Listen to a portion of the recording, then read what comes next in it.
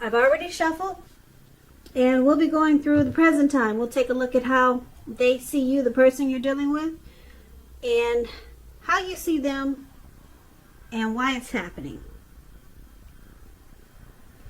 So, Scorpio, for the present time, coming up towards the end of May, 7 of Swords and 10 of Wands. Now, the 7 of Swords, it's showing someone behaving with less than ethical intentions. It sometimes means prying into someone's life where you don't belong. If you sense that someone is doing this to you, spying on you, you could be right. And if you're tempted to dig through someone else's life, unless it's that of your minor child who has given you cause for concern, you might want to resist the impulse, because everyone deserves privacy. Now, the 7 of Swords is paired with the 10 of Wands. 10 of Wands, it's showing that you may feel as though you're carrying some type of heavy burden. Because if you take a good look at this picture, this man, he's actually walking forward, but he's about to fall backwards. So, you may want to look hard at this burden and see if there are ways that you might lighten your load, either literally or figuratively. If you look carefully, you'll probably find that part of the burden that you're carrying, it actually belongs to someone else. So it may be important for you to pace yourself and try not to take on too much. So basically, for the present time, 10 of Wands, 7 of Swords. But these two cards paired together, picking up, someone could be playing games. Someone could be playing games here. Or this could be you, Scorpio. And it's causing a lot of difficulties with this 10 of Wands here. Now, we're going to have to come back to these two cards and clarify it more when we read the rest of the reading. So, for right now, we'll just move on over. We'll come back to those two cards. We'll move on over for now, and we'll take a look at your person. So, how they see you. Now, they see you as the 9 of Swords and the Empress. Now, this 9 of Swords, it's showing in this picture that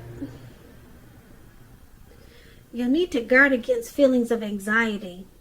If you're starting to feel anxious, take a good look at whether or not any of that is under your own power or control, and try to lessen it if you can.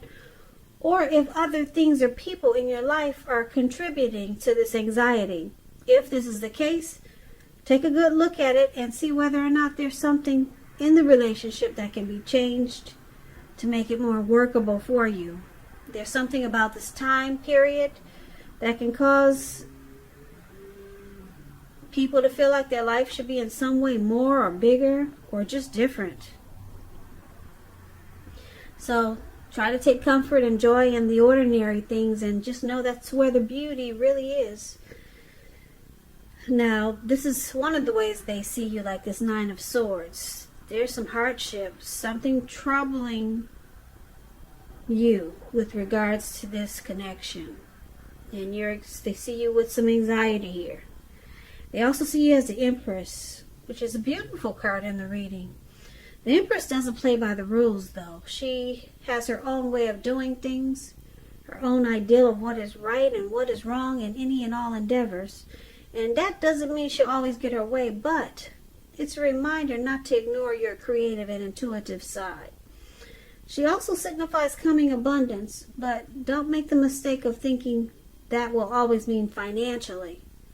Because there's many types of wealth and riches in life, and money is only one of them.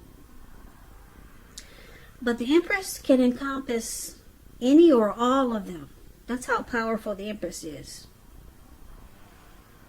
The Empress finds men and women alike, finding her far more attractive, both in terms of friendship and for romance.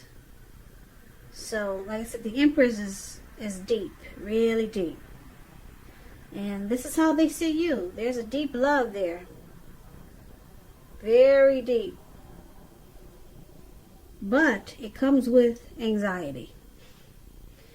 It comes with grief and sadness and feeling like hardship is there. Well, they see you like this. They see you as a deep love, but something's troubling you with this connection. Now, let's move on over and let's take a look at how you see them. Now, you see them as a Ten of Swords. And the Chariot. Ten of Swords. Wow. That's a sign to be careful about where you put your trust. As you can see, this man, he's laid out in the snow, cold snow. And he's got these swords stabbed in his back. So trust is crucial. If you're asking a question whether you can believe what a person is telling you, by looking at this picture, it's a pretty clear answer of no. However, try to keep in mind when one door closes, it has to do that before another door can open. You're being guided to a situation that's better for you. So trust yourself and trust in the universe. Now, the Ten of Swords is one of the ways you see them.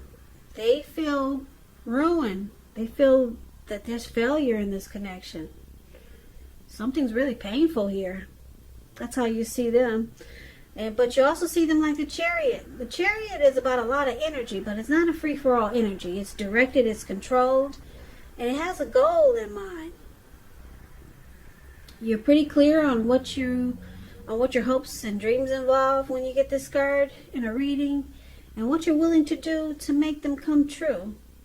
So this card, it points to determination, ambition, getting a lot of things done, testing and proving that you've got what it takes. So this is a sign that you should move forward with whatever you have in mind and in your heart and give it your best shot. But you have to use both your intellect and your heart in order to be successful. So you see them as possibly have gone too far too fast with something, or they're pressuring you that way. Because this Chariot goes extremely fast. Really fast. It's running. It doesn't walk.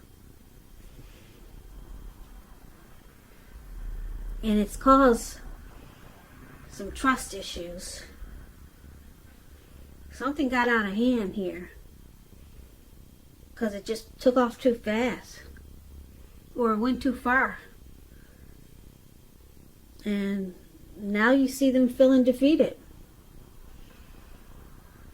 Well, now, why it's happening is because of the Death card and the Ace of Swords. So the Death card, just keep in mind, it does not necessarily or even usually indicate physical death. In fact, it's considered irresponsible for readers to predict physical death because we're all creatures with free will. And such things, they're not written in stone. This card simply indicates transformation and change. So it's definitely a time of deep transformation. It's most likely to be both internally and externally in your life. Situations, things, people that you've counted on or have gotten used to may no longer be there for you in quite the same way as they once were. And this transition, it can be very difficult for some people. The change, though, it's nearly always needed. Now, with this Death card coming up, something has come to finality.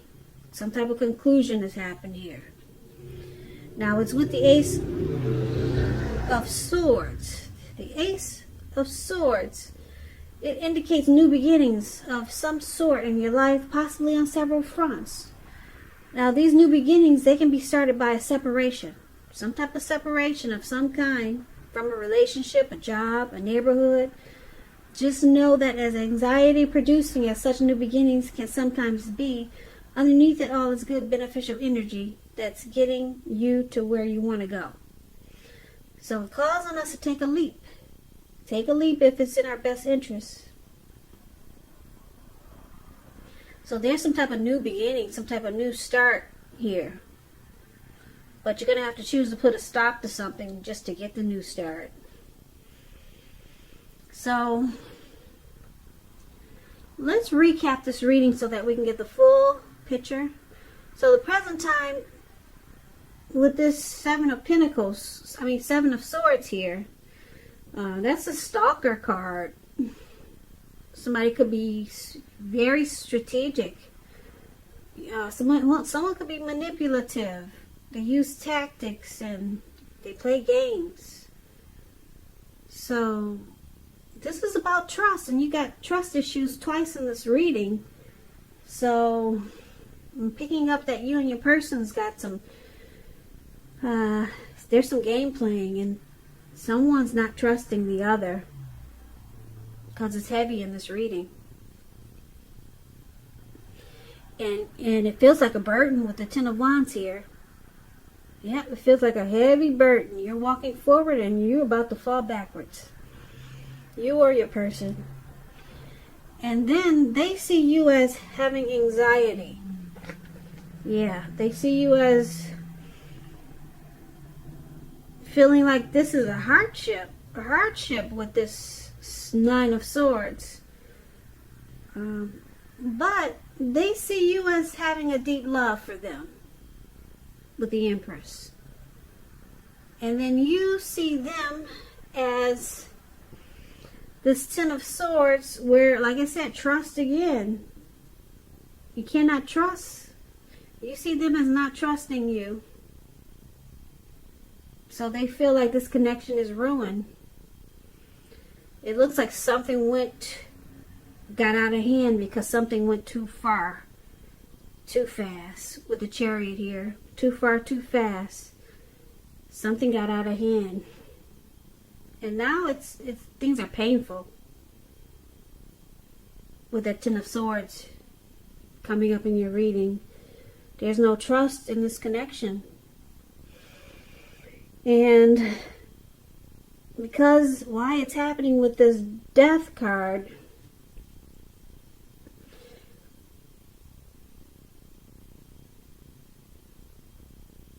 someone could be in this relationship because they're not afraid of letting go of what's familiar, or they're afraid to be alone. So, because there's no trust here, and it feels like a burden now, and there could be some stalking, and something went too far, too fast, and things got out of control. So with the Death card here, it's bringing a conclusion, some type of deep transformation to this connection. You or your person, Scorpio, could be deciding to conclude this connection.